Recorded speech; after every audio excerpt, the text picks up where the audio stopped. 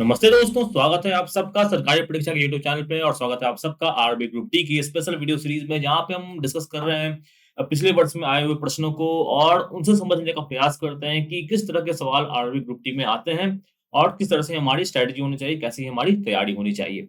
तो जैसा कि मैं कई बार कह चुका हूँ, साइंस की तैयारी की सबसे मस्ट है क्या? एनसीईआरटी की पुस्तक। तो एनसीईआरटी की पुस्तक को जरूर फॉलो करें और प्रीवियस ईयर क्वेश्चंस को देखें, क्योंकि उसी उसी से पता चलता है कि पैटर्न क्या है। तो जो पूरा सीरीज है प्रीवियस ईयर का हर सब्जेक्ट का आरबी ग्रुप डी का, इसे आप जरूर देखें और समझने का प्रयास करें कि किस तरह से पैटर्न बन रहा है। ठीक है? तो यहाँ पे आज हम डिस्कस करने वाले 27 नवंबर 2018 को शिफ्ट 2 में जो साइंस के पेपर आए थे, उनको डिस्कस करूंगा। मेरा नाम है प्रकाश और आइए स्टार्ट करते हैं पहले सवाल के साथ। पहला सवाल स्क्रीन पर ये, dash breaks the fat globules into small globules. जो वसा होती है, वसा की जो मोटे-मोटे जो ग्लोब्यूल्स होते हैं, उसको तोड़ने का काम कौन करता है? ठीक है? बाइल साल्ट करता है, पेप्सिन करता है, ट्रिप्सिन करता है या एमाइलेज करता है? सही उत्तर है बाइल साल्ट करता है। बाइल साल्ट का जिसको पित्त लवण कहते हैं, ये निकलता है कहाँ से? ये निकलता है बेसिकली लीवर से। ठीक है? लीवर से बाइल जूस निकलता है जो, और उसका काम क्या होता है? उसका काम होता है कि फैट को तोड़ना। ठीक है? हम जो फैट खा रहे हैं वो तो सीधे पचेगा नहीं, उसको तोड़ना पड़ेगा और तोड़ने का काम क्या करता है? Bile salt. ठीक है? खाने को अल्कलाइन बनाने का काम करता है, मतलब कि लवण बनाने का काम करता है, और फैट मॉलिक्यूल्स को जो है वो छोटे मॉलिक्यूल्स में बदलने का भी काम करते हैं। स्मॉल मॉलिक्यूल्स होना चाहिए। ठीक है? स्मॉल मॉलिक्यूल्स में बदलने का भी काम करता है। ठीक है? इस प्रक्रिया का नाम क्या होता है? इमल्सिफिकेशन। इमल्सिफिकेशन कौन सी प्रक्रिया है जिससे बाइल जूस जो होता है वो फैट ग्लोब्यूल्स यानी बड़े फैट ग्लोब्यूल्स को छोटे फैट ग्लोब्यूल्स में बदलने का काम करता है, यानी बड़ा फैट को वसा को तोड़ के छोटे-छोटे पार्ट में बाँटने का काम करता है ताकि वो पच सके। ठीक है? प्रोसेस का नाम है इमल्सिफिकेशन, याद रखिएगा, यहाँ से भी सवाल बन सकता है। दोस्तों आगे बढ़ेंगे अगले सवाल पे। कहता है सवाल जो कहता है, Ramesh raises object 12 KG through a height 2 metre, the work done by him is. ठीक है? क्या-क्या दिया हुआ है? मास दिया हुआ है 12 केजी, जी की वैल्यू दी हुई है 10, ठीक है? हाइट दिया हुआ है 2, हमने कई बार पढ़ा है। वर्क डन कितना हो जाएगा इसमें? mgh, यानी कि 12 इंटू 10 इंटू 2 यानी कि 2, 24 इंटू 10 यानी कि 240 जूल। फॉर्मूला याद रखना होगा mgh, कई बार डिस्कस कर चुके हैं और कई बार इस पर सवाल आ चुका है। तो न्यूमेरिकल बेसिकली काइनेटिक एनर्जी से आता है, पोटेंशियल एनर्जी कैलकुलेट करने के लिए कई बार आता है, और जो बेसिकली जो इक्वेशंस ऑफ मोशन है वहां से कई सवाल बनने के चांसेस रहते हैं। ठीक है? तो यहाँ पे 240 जूल टिक मारेंगे, आगे बढ़ेंगे। सीधा सा कुछ नहीं था, कैलकुलेट करना था, जो भी चीजें दी हुई सबको मल्टीप्लाई कर देना था, 12 2 और 10 mgh। ठीक है? वर्क डन कितना होता है? mgh याद रखेंगे। वर्क डन यूनिट क्या होता है? जूल। तो मैंने कई बार बता चुका है कि जूल या यहाँ पे जूल दिया, कुछ और दिया रहता है, जैसे कि न्यूटन दिया रहता। तो कभी-कभी क्या होता है कि वहाँ से भी आरआरबी ग्रुप डी एग्ज़ाम हो चुका है कि वहाँ से भी हम ऑप्शन को एलिमिनेट करके सही उत्तर तक पहुँच सकते हैं। ठीक है? तो आगे बढ़ेंगे, सवाल संख्या 3 कहता है कि what happens when we switch on the light bulb? Light bulb को जलाते हैं तो क्या होता है? पहला ऑप्शन कहता है the filament or wire inside burns with yellow flame, filament gets active and glows, filament or wire inside it gets heated and glows, the wire inside it get burns. सभी सब ऑप्शन को समझते हैं एक बार। जो bulb का filament होता है, किस चीज़ का बना होता है? तो यहाँ से सवाल बन सकता है, उत्तर होता है टंगस्टन का बना होता है। क्या? टंगस्टन का बना होता है बल्ब का फिलामेंट। अब कह रहा है कि फिलामेंट जो है वो जल जाता है और येलो फ्लेम बनता है। अब जल ही जाएगा तो क्या सर्किट टूट जाएगा? तो ये तो संभव नहीं है, तो जलता तो नहीं, तो ये ऑप्शन गलत हो गया। ठीक है? फिलामेंट जैसे एक्टिवेट एंड ग्लोज़, तो एक्टिवेट होने का कुछ मतलब यहाँ समझ नहीं आ रहा है, तो इसको भी रहने देते हैं अभी। तीसरा ऑप्शन कहता है फिलामेंट्स और wire inside it gets heated and glows. ये ऑप्शन सही है, क्योंकि जो फिलामेंट होता है वो क्या होता है? टंगस्टन, इसका मेल्टिंग पॉइंट बहुत ज़्यादा होता है। अब भी से करंट पास कर रहा है तो क्या होता है? ये ग्लो तो करेगा, हीट तो होगा और ग्लो करेगा। हीट एनर्जी के साथ लाइट एनर्जी भी देगा, बट ये मेल्ट नहीं करेगा क्योंकि इसका मेल्टिंग पॉइंट बहुत ज़्यादा है। ठीक है? मतलब 3000 डिग्री सेंटीग्रेड के रेंज में होता है इसका मेल्टिंग पॉइंट। ये भी कितना होता है आप याद कर लीजिएगा, क्योंकि एग्ज़ाम में ये भी आ सकता है, डायरेक्टली पूछा जा सकता है। टंगस्टन का मेल्टिंग पॉइंट क्या होता है? ठीक है? और तो ये ऑप्शन क्या हो सकता है? ये ऑप्शन सही हो सकता है, क्योंकि जो वायर होता है वो हीट हो रहा है लेकिन मेल्ट नहीं हो रहा है। अगर मेल्ट हो जाएगा तो सर्किट टूट जाएगा, तो करंट पास नहीं कर पाएगा। ठीक है? तो ये मेल्ट हो रहा है और ग्लो कर रहा है, तो ऑप्शन नंबर सी जो है होगा वो सही होगा कि करंट तो पास कर रहा है, वो गर्म हो रहा है और गर्म होने के साथ जो ऊर्जा है और वो प्रकाश है, दोनों को, मतलब जो ऊष्मा ऊर्जा है और जो प्रकाश वाली ऊर्जा है, दोनों को वो निकालता है। ठीक है? यानी कि हीट और लाइट एनर्जी दोनों वो निकालता है। कौन? फिलामेंट गर्म होने पे। चौथा कह रहा है कि बर्न हो जाता है। भाई ये भी गलत है, अब जल नहीं जाएगा तो सर्किट में टूट जाएगा। ठीक है? रास्ता ही टूट जाएगा तो फिर जलेगा कैसे? आगे बढ़ेंगे। सवाल संख्या 4 कहता है कि which of the following this N example of displacement reaction, इनमें से कौन सा डिस्प्लेसमेंट रिएक्शन का उदाहरण है। डिस्प्लेसमेंट रिएक्शन का वो क्या होता है, जैसे कि ए है और एक कंपाउंड क्या है, बीसी है, तो क्या करेगा, ए बीसी में से सी को उड़ा अपने पास ले जाएगा, एसी, और बी बच जाएगा सिंगल। ठीक है, ठीक है। हमने से कई लोगों के साथ लाइफ में ऐसा हुआ होगा, बट यहाँ पे हमें डिस्प्लेसमेंट रिएक्शन पढ़ना है, प्रॉपर्टी निकालना है, ताकि ऐसा जो कुछ भी हुआ उसे भूल के हम आगे बढ़ सकें। ठीक है, तो डिस्प्लेसमेंट रिएक्शन का इसमें से इस पे कौन सा फॉलो कर रहा है आप देख लो, तो देखोगे आप कि ये जो पहला ही ऑप्शन है वही इसको फॉलो कर रहा है, Fe plus USO4 get FeSO4 aqueous plus U, तो ये क्या कर रहा है कि डिस्प्लेसमेंट रिएक्शन के पैटर्न को फॉलो कर रहा है। इसकी बात करें तो इसको क्या कहते हैं, डिकम्पोजिशन रिएक्शन। डिकम्पोजिशन रिएक्शन, इसमें क्या हो रहा है कि आप देखो, जो एक जो बड़ा मॉलिक्यूल है वो छोटे पदार्थों में टूट रहा है, इस दोनों क्या कहेंगे, इस दोनों कहेंगे कॉम्बिनेशन रिएक्शन। कॉम्बिनेशन रिएक्शन क्यों कहेंगे रिएक्शन, ऐसा क्यों कहेंगे, क्योंकि इसमें क्या हो रहा है कि अ, जो दो सब्सटेंस है वो आपस में एक दूसरे के साथ कंबाइन हो रहे हैं। ठीक है दोस्तों, चार तरह के केमिकल रिएक्शंस हमको याद रखने होते हैं, combination reaction, decomposition reaction, displacement reaction and double displacement reaction. ठीक है, डिस्प्लेसमेंट रिएक्शन का एग्जांपल हुआ, और डबल डिस्प्लेसमेंट का एग्जांपल क्या होता है, इस फॉर्म में होता है, ए बी है, ये दो आदमी है एक साथ है, सी डी दो आदमी एक साथ है, अब ए चला गया डी के साथ, बी चला गया सी के साथ, सपोज क्या हो जाएगा, A D plus C B. तो यहाँ पे दोनों तरफ से डिस्प्लेसमेंट हो रहा है वो क्या हो जाता है, डबल डिस्प्लेसमेंट, या एक डिस्प्लेसमेंट होता है वो क्या हो जाता है, डिस्प्लेसमेंट रिएक्शन।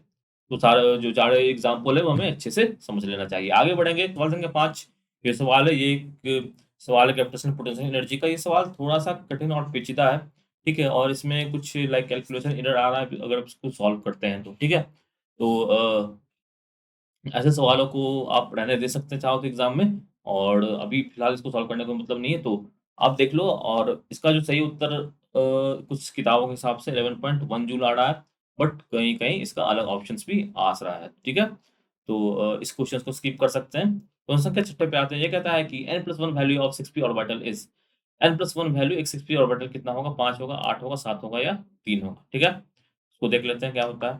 तो यहाँ पे n क्या होता है, एन मतलब total number of quantum number, total number कितना होता है। ठीक है, छोटा वाला एन होता है प्रिंसिपल क्वांटम नंबर, तो 6p है, प्रिंसिपल क्वांटम नंबर हो जाता है 6, और p ऑर्बिटल है तो p ऑर्बिटल क्वांटम नंबर कितना हो जाता है, p ऑर्बिटल क्वांटम नंबर हो जाता है 1, और कुल क्वांटम नंबर की संख्या निकालना, n निकालना कैसे करते हैं, n माइनस l माइनस 1।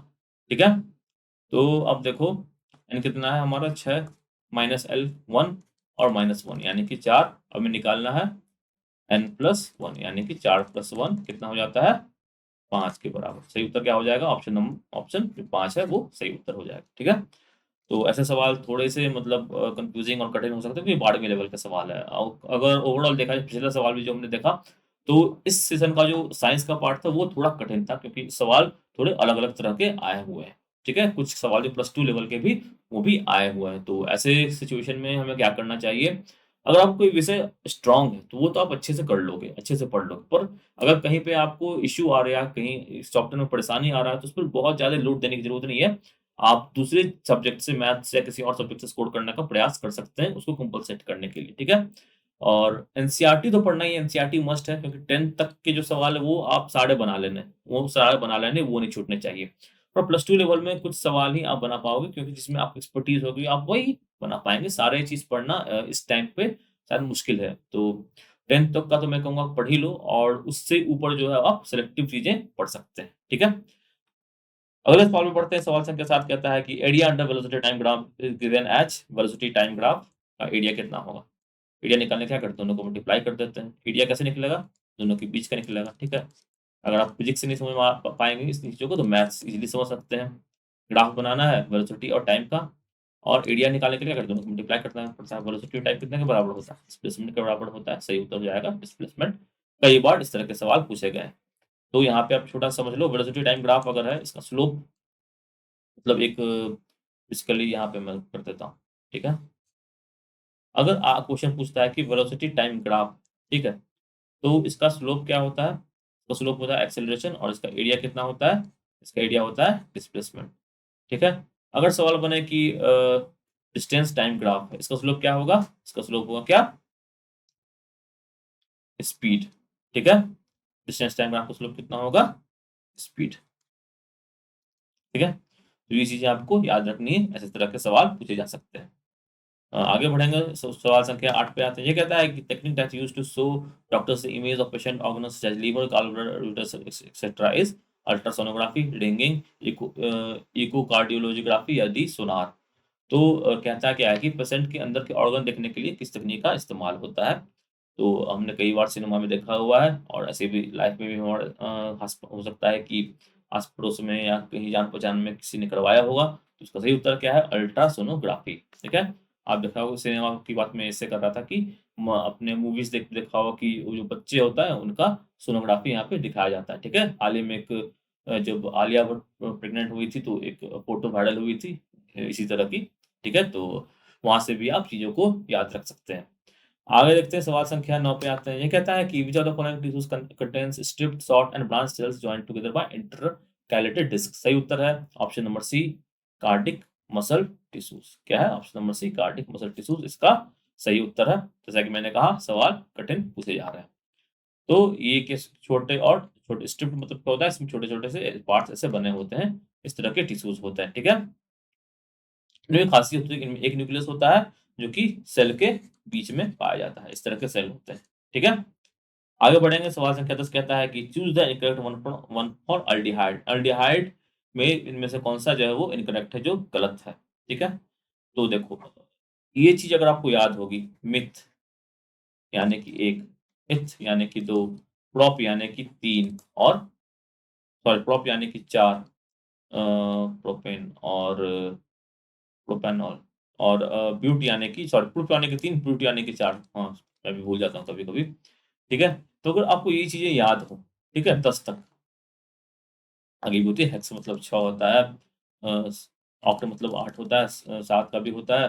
तो ये चीजें अगर आप याद रखते हो तो आप इजीली पता कर लोगे कि C2COH में आप देखो कि इसमें कार्बन तो 2 है, तो ये मिथ तो नहीं हो सकता, ये इथ होगा। ठीक है, तो ये मिथेनॉल तो है ही नहीं, तो ये क्या हो जाएगा? इनकरेक्ट। ठीक है, और दूसरा तरह से आप देख लो कि यहाँ पे ओएल लगा, ओएल होता है किसका?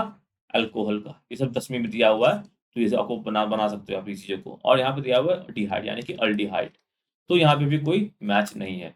ठीक है, अल्डिहाइड का होता है एल, तो यहाँ पे भी कोई मैच नहीं है, तो ऑप्शन नंबर डी जो है वो एक्चुअली में गलत है और इसलिए इस प्रश्न का सही उत्तर। ठीक है, आगे बढ़ेंगे, सवाल संख्या 11, इसी को देख लेते हैं थोड़ा। अल्डिहाइड ग्रुप क्या होता है? यहाँ पे जो कार्बन चेन उसके अंत में इस तरह का ऑक्सीजन का डबल बॉन्ड होता है। और कीटोन ग्रुप में क्या होता है कि कार्बन चेन के बीच में ही जो है वो डबल बॉन्ड हो जाता है। ठीक है, साइड में नहीं होता, कार्बन चेन इंड पे नहीं होता, कार्बन चेन के बीच में ही जो होता है वो ओ ग्रुप आ जाता है। ठीक है, आगे बढ़ेंगे, 11वां कहता है BTU is the measurement of temperature, area, volume या फोर्स। तो सही उत्तर होता है उसका option number A, temperature. BTU क्या होता है? एक ब्रिटिश थर्मल यूनिट है। तो काम इसका मतलब होता है कि अमाउंट जितना हीट का रिक्वायर्ड होता है टेम्परेचर ऑफ 1 पाउंड ऑफ पानी को 1 डिग्री पाउंड हाइट तक बढ़ाने के लिए, जो हीट एनर्जी यूज होता है इसे कहते हैं क्या? बीटीयू। ठीक है, हम जैसे कि यूज करते हैं हीट कैपेसिटी, जैसे यूज करते हैं, क्या करते हैं कि 1 केजी पानी को 1 डिग्री सेंटीग्रेड तक गर्म करने के लिए कितना ऊर्जा चाहिए, उसको ऐसे से निकालते हैं। ठीक है, यहाँ पे बीटीयू को वैसा ही एक कॉन्सेप्ट समझ सकते हो कि 1 पाउंड ऑफ पानी को एक का टेम्परेचर 1 डिग्री फ़ारेनहाइट से हम आगे बढ़ाते हैं तो कितना ऊर्जा का इस्तेमाल करना पड़ता है, तो बीटीयू का इस्तेमाल करना पड़ता है। ठीक है, तो हीट को मेजर करने के लिए बीटीयू का इस्तेमाल करना पड़ता है। आगे बढ़ते हैं, सवाल संख्या 12 कहता है कि which of the following is an example of Newlands octave. Newland octave का कौन सा एग्जांपल है? आपने पढ़ा होगा, न्यूलैंड साहब जो थे उन्होंने एक बनाया था क्या? पीरियोडिक टेबल, जिसमें उन्होंने कहा था कि हर सातवां सॉरी एक के बाद हर जो 8वां एलिमेंट होता है ना, वो आपस में सिमिलर होता है। ठीक है, तो इनमें से कौन इसको फॉर्म करता है? बोरॉन सोडियम करता है, लिथियम सोडियम करता है, कैल्शियम एंड नाइट्रोजन करता है, या कार्बन एंड पोटेशियम करता है? इसको सही उत्तर क्या होगा? लिथियम एंड सोडियम करता है। यहाँ पे देखो, लिथियम के बाद 8वें पर सोडियम आ रहा है, तो ये इसको देखो फॉलो कर रहा है, इसलिए यहाँ पे ये सही उत्तर होता है। पर इसका जो ऑक्टेव था वो सही नहीं हुआ। ये उन्होंने कुछ 56 एलिमेंट यहाँ पे उन्होंने एस्टेब्लिश कर पाया ऑक्टेट तक, और उसके बाद इनका ऑक्टेट जो है वो नियम फेल हो गया। जो डी ब्लॉक एलिमेंट्स होते हैं इन्होंने उसे कंसिडर नहीं किया, और इनका जो ऑक्टेव है वो चला नहीं। तो इनके बाद जो है फिर मेंडलीव साहब का पीरियोडिक टेबल आया, और उसके बाद मॉडर्न पीरियोडिक टेबल का कॉन्सेप्ट आया। पीरियोडिक टेबल बहुत ही इंपॉर्टेंट है इसके लिए, आरआरबी ग्रुप डी के लिए एस्पेक्ट्स को अच्छे से समझना चाहिए। यहाँ पे आपको पढ़ना पड़ेगा टाइप्स ऑफ पीरियोडिक टेबल, कौन-कौन से पीरियोडिक टेबल हमारे सामने बन के आए हैं, आवर्त सारणी जिसे कहते हैं, और पीरियोडिक टेबल में किधर मेटल होता है, किधर नॉन मेटल होता है, ठीक है? इलेक्ट्रोनेगेटिविटी वगैरह कैसे घटती बढ़ती है। साथ में आपको ये जानना पड़ेगा कि कौन से ग्रुप होते हैं जो उन नोबेल गैस के होते हैं, कौन से ग्रुप होते हैं जो हैलोजेंस के होते हैं, कौन से ग्रुप अल्कली मेटल्स के होते हैं। कई बार में सवाल बन चुका है, हम देख चुके हैं। इसीलिए मैं कहता हूँ कि आरआरबी ग्रुप डी की जो वीडियो सीरीज चल रही है, हर वीडियो को आप अच्छे से फॉलो करें। इस तरह की चीजें आपको पैटर्न पता चलेगी। जब आप स्मार्टली पढ़ोगे ना कि कौन-कौन चीज़ बहुत ही इंपॉर्टेंट है, तो आप एक अच्छा स्कोर यहाँ से निकाल सकते हो साइंस से, ठीक है? स्कोरिंग पार्ट है। कुछ-कुछ चीज़ें आप पढ़ लोगे तो वहाँ से आप अच्छा स्कोर कर लोगे। हाँ, कभी-कभी होता है कुछ प्रश्न अधिक कठिन पूछ दिए जाते हैं, तो उसका मैंने उपाय बताया, अगर आपको वो आता है तो आप कर लोगे, नहीं आता है तो फिर उसपे बहुत ज़्यादा दिमाग लगाने की ज़रूरत नहीं है। और भी कई चीज़ें हैं पढ़ने के लिए, यहाँ से आप ग्रुप डी में अच्छा स्कोर निकाल लोगे, ठीक है? तो यहाँ पे आप देख लो, पीरियोडिक टेबल तो वहाँ है कि आप छोड़ना नहीं है। पीरियोडिक टेबल, प्लांट टिश्यूज़, ये चीज़ें जो है ना, इसमें छोड़ना ही नहीं है। कभी गलती से भी मत छोड़ना। प्लांट टिश्यूज़ को, एनिमल टिश्यूज़ इवन ये चीज़ें। और फिज़िक्स की बात करें तो न्यूमेरिकल्स जो बहुत बेसिक-बेसिक आते हैं, मोमेंटम क्या होता है, काइनेटिक एनर्जी, ये सब चीज़ें आपने देखा होगा कि कई बार रिपीट हुई थी, इनको छोड़ना ही नहीं है, ठीक है? आगे बढ़ते हैं, कहता है SI यूनिट ऑफ तो काफ़ी कहा था मैंने। मीटर पर सेकंड स्क्वायर, वाट, न्यूटन, जूल, न्यूटन होगा। कोई इसमें आगे डिस्कशन करने की आवश्यकता नहीं है। How many types of elements make up xylem tissues, plant tissues की भी चर्चा हो गई। 2 type, 3 type, 1 type, 4 type, 4 types का सही उत्तर होता है। डिस्कस कर चुके हैं हम इसके बारे में। 4 टाइप कौन-कौन सा होता है? Cell tracheids, vessels, xylem parenchyma and xylem fibres. Xylem का काम क्या होता है कि जो पौधे जो होते हैं हमारे, उसमें जो रूट्स से जो पानी और मिनरल्स है वो प्लांट के पत्तों तक पहुँचाने का काम करता है, ताकि यहाँ पे मतलब प्लांट में पूरी जगह पहुँचाने का काम करता है, और ताकि प्लांट का जो मेटाबॉलिज्म वगैरह है वो सही से हो सके। कोलम क्या काम करता है?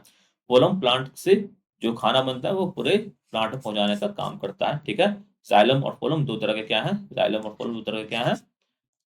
Complex permanent tissues of plant है, ठीक है? प्लांट का पूरा जो टिश्यूज है वो आरआरबी ग्रुप डी के पहले की वीडियोज में साइंस में आप आपने देखा होगा कि किस तरह के कौन-कौन से टाइप के प्लांट टिश्यूज होते हैं। 15वां सवाल कहता है कि in vitro fertilisation is technique that involves transport of which one of the following into Fallopian tube? Only embryo up to 32 cell stage, only zygote, either zygote or only embryo up to 8 cell stage, या D only embryo up to 8 cell stage. सही उत्तर option number C, either zygote or early embryo up to 8 cell stage. तो in vitro fertilisation, इस पे पहले भी सवाल आ चुका है, इसके बारे में आपको अच्छे से पढ़ लेना चाहिए। पिछले वीडियोज़ में मैंने इसका ब्रीफ में डिस्कशन भी किया हुआ है। तो यहाँ पे क्या होता है, फर्टिलाइज्ड एग जो होते हैं वो प्री एम्ब्रियोस होते हैं, वो उनको यूटेरस में बाद में डाला जाता है। इन्वर्टर फर्टिलाइजेशन बेसिकली वो होता है कि जिसमें अगर गर्भधारण नहीं हो पा रहा है तो जो मेल गैमेट होता है और फीमेल गैमेट होता है उसको एक टेस्ट ट्यूब के अंदर मिलाया जाता है, और यहाँ से जो फर्टिलाइजेशन के बाद जो एम्ब्रियो बनता है उसे माँ के पेट में डाल दिया जाता है, और फिर उसके बाद जो नॉर्मल प्रोसेस है वो फॉलो होता है। 17वां सवाल कहता है, which of the following does not react with acid? इनमें से कौन है जो एसिड से रिएक्ट नहीं करता है? ठीक है? कॉपर, सिल्वर, निकल या क्रोमियम। सही उत्तर इसका क्या हो जाएगा? सिल्वर। सिल्वर एसिड से रिएक्ट नहीं करता है। ठीक है?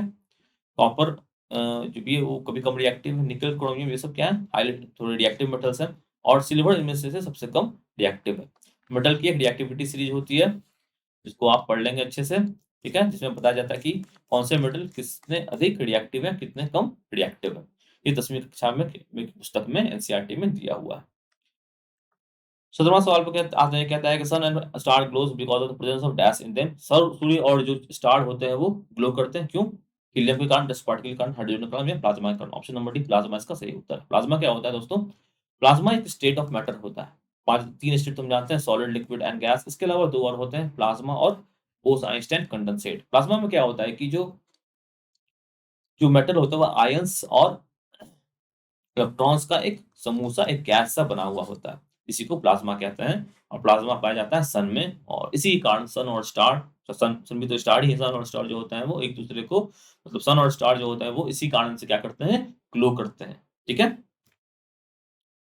और एक सवाल बने कि सन और स्टार में कौन सा रिएक्शन होता है, तो न्यूक्लियर फ्यूजन रिएक्शन होता है। ये कई बार पूछा जा चुका है, आपको याद होना चाहिए। 18वां सवाल कहता है, an object in motion possesses dash energy, potential, kinetic, chemical, gravitational. ये सवाल कई बार पूछा जा चुका है। एक ऑब्जेक्ट जो कि मोशन में है उसमें क्या होता है, पोटेंशियल एनर्जी होता है, काइनेटिक एनर्जी होता है, केमिकल एनर्जी होता है या ग्रेविटेशनल एनर्जी होता है। यानी कि स्थितिज ऊर्जा होता है, गतिज ऊर्जा होता है, रासायनिक ऊर्जा होता है या गुरुत्वाकर्षण ऊर्जा होता है। सही उत्तर क्या होगा? काइनेटिक एनर्जी यानी कि गतिज ऊर्जा।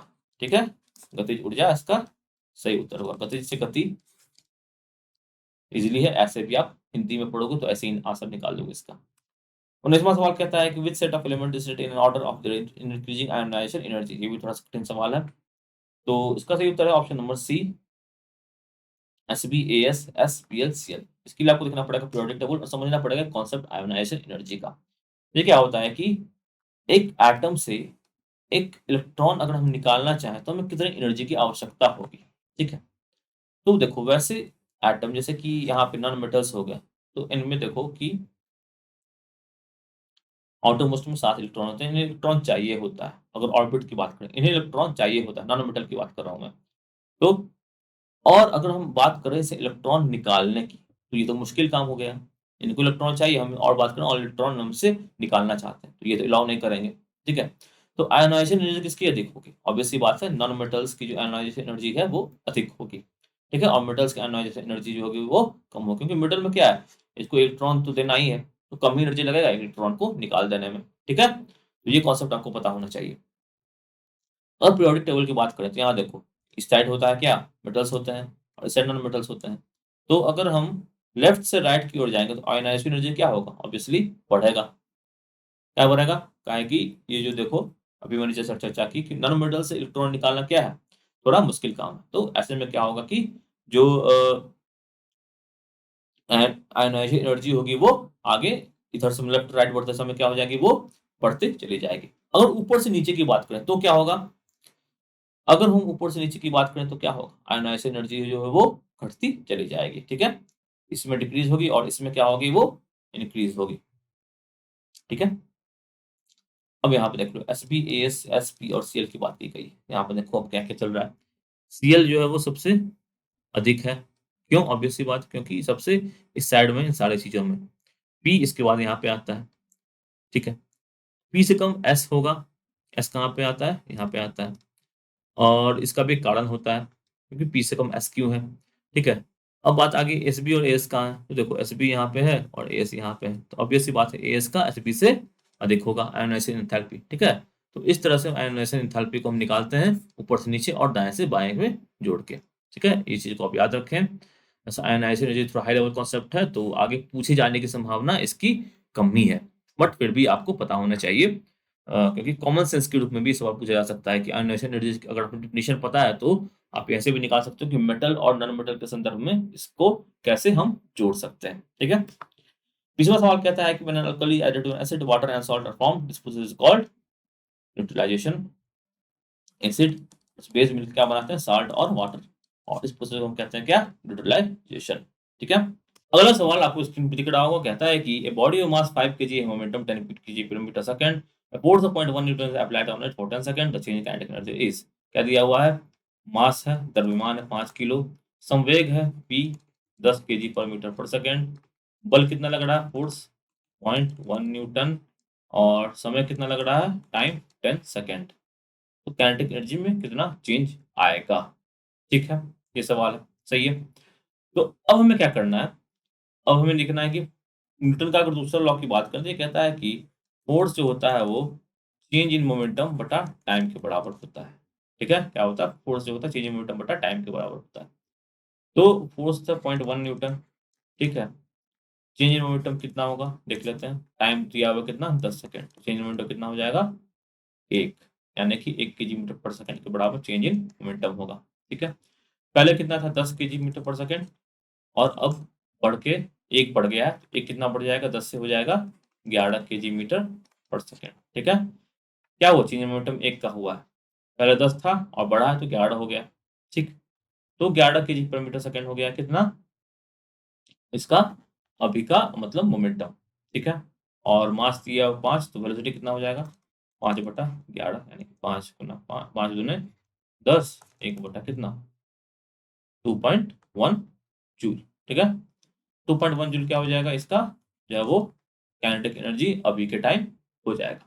ठीक है, तो तो कह रहा है कि चेंज इन काइनेटिक एनर्जी कितना होगा, इस काइनेटिक एनर्जी में बदलाव कितना होगा, ठीक है?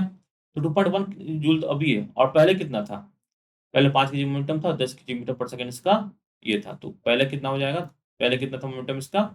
10/5, ठीक है? यानी कि पहले था 2, अब हो गया पॉइंट, अब हो गया 2, ठीक है? तो पहले था 2, अब हो गया 0.1। तो काइनेटिक एनर्जी में बदलाव कितना हुआ? काइनेटिक एनर्जी में बदलाव हुआ कितना?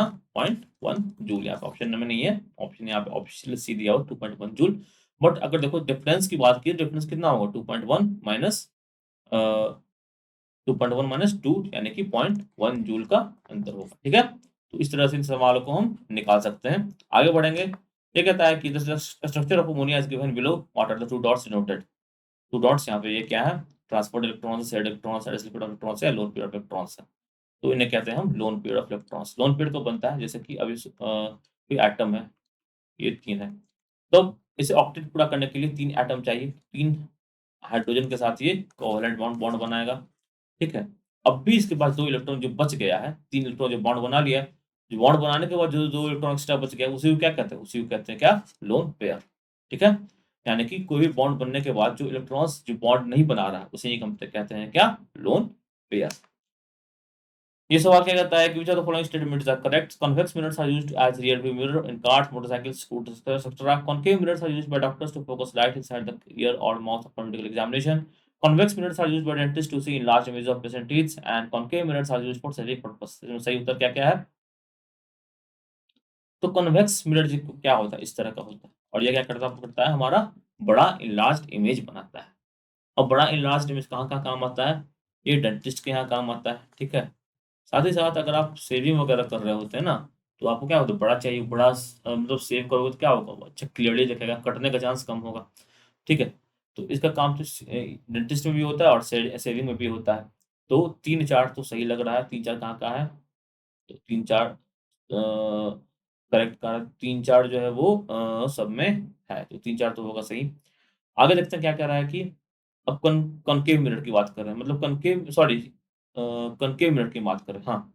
तो कॉनकेव नहीं सॉरी 3 गलत, 3 क्यों कह रहा है? 3 कॉन्वेक्स मिरर है, और 3 में जो डेंटिस्ट का मिरर होता है वो क्या होता है? वो होता है कॉनकेव मिरर, ठीक है? तो तीसरा जो है वो गलत है। तो 3 देखो किसमें नहीं है? 3 एक ही में नहीं है, तो सही हो जाएगा सही उत्तर। बाकी स्टेटमेंट देख लेते हैं। Convex mirrors are used as rear view mirrors. जो कॉन्वेक्स मिरर में क्या होता है कि जो उसका जो अपर्चर होता है जो बहुत चौड़ा होता है। आपको बहुत दूर तक, बहुत पीछे तक उसमें दिखाई देगा। कॉन्वेक्स मिरर का जो गाड़ी का जो मिरर देखते होगे पीछे का क्या होता है? बहुत पीछे तक दिखाई देता है और क्लियर दिखाई देता है और छोटा दिखाई देता है, ठीक है? दूर भी दिखाई देता है, मतलब काफ़ी वो सही रहता है रियर व्यू मिरर के लिए। तो तो ये पहला ऑप्शन तो सही है। दूसरा ऑप्शन की बात करें, concave mirrors used by doctor to focus light inside the ear और माउथ फॉर मेडिकल एग्जामिनेशन, ये भी सही है, क्योंकि इससे क्या होता है कि कॉन्केव मिरर का काम क्या होता है कि लाइट को वो एक स्थान पर, एक बिंदु पर वो फोकस करने का काम करता है। अब लाइट एक बिंदु पर कहीं फोकस होगा तो वो वहाँ चीज़ हमको क्या होगा? वो अच्छे से दिखेगा, तो ये भी सही है। बस 3 गलत है, ठीक है? चौथा भी सही, concave mirrors are used for shaving purposes. तीसरा भी गलत है, क्योंकि तीसरा में भी क्या होता है? तीसरा में हमें कॉन्केव मिरर ही लगता है, ठीक है? तो इसका सही उत्तर क्या हो जाएगा? Option number C 1, 2 and 4। आगे बढ़ते हैं। ये सवाल कहता है to an astronaut in space the sky appears to be yellow, red, blue and black. तो सही उत्तर हो जाएगा ऑप्शन नंबर डी, ब्लैक। जो एस्ट्रोनॉट होते हैं स्पेस में, उन्हें आसमान क्या दिखता है? काला दिखता है। हमें ब्लू क्यों दिखता है? क्योंकि स्कैटरिंग ऑफ लाइट होता है, जो प्रकाश होता है वो चित्रा के आता है, और ब्लू का वेवलेंथ सबसे कम होता है, तो चित्राया हुआ जो लाइट होता है वो हमें वही दिखता रहता है, सबसे अधिक चित्रा जाता है, ठीक है? तो जो स्कैटरिंग ऑफ लाइट इसका से जुड़ा हुआ फिनोमेना है। स्कैटरिंग ऑफ लाइट से और भी कई सारे अच्छे फिनोमेना, जैसे कि हमें क्या होता है कि लाल जो लाइट है वो हमें क्यों दिखाई देता है डेंजर में? क्योंकि लाल लाइट जो है कम से कम सबसे कम स्कैटर होता है। तो जो दूर से दिखने वाला जो लाइट होता है ना, सबसे ज़्यादा वो क्या होता है? हमें लाल ही दिखाई देगा, ठीक है? सबसे ज़्यादा हमें क्या दिखाई देगा? लाल दिखाई देगा। क्यों? क्योंकि स्कैटर जो होता है वो कम होता है और सीधा हमारे पास पहुँच जाता है, ठीक है? तो स्कैटरिंग ऑफ लाइट से कई सारे इंपॉर्टेंट फिनोमेना बनते हैं, जिस पर सवाल बन सकते हैं। ये सब आपको 10वीं के एनसीईआरटी किताब में देखने को मिल जाएगा। तो 10वीं तक की किताब जरूर पढ़ें एनसीईआरटी के, और आरआरबी ग्रुप डी के जो वीडियो सीरीज है पूरा उसको फॉलो करें। मैथ्स के एक वीडियोस, रीजनिंग के वीडियोस, साइंस के जीके के। इससे क्या होगा, एक आपका एक आधार बनेगा किस तरह से हमें तैयारी करनी है, क्या-क्या चीज़ों पर बहुत ही अधिक फ़ोकस करना है, ताकि जो एग्ज़ाम में स्कोरिंग के चांसेस है वो बढ़ जाएँ, ठीक है? तो इसी के साथ समाप्त करते हैं इस वीडियो को। Have a nice day, all the best for exams. इस परीक्षाओं के लिए आपको बहुत-बहुत सी शुभकामनाएँ और आशा करूँगा कि आप सबका रिज़ल्ट काफ़ी अच्छा हो और आप सबकी जॉब रेलवे में लग जाए, ठीक है? तो स्वस्थ रहिए, सुरक्षित रहिए, अपना ख़्याल रखिए, अच्छे से तैयारी कीजिए और आरआरबी ग्रुप डी को पढ़िए, ठीक है? धन्यवाद। जय हिंद।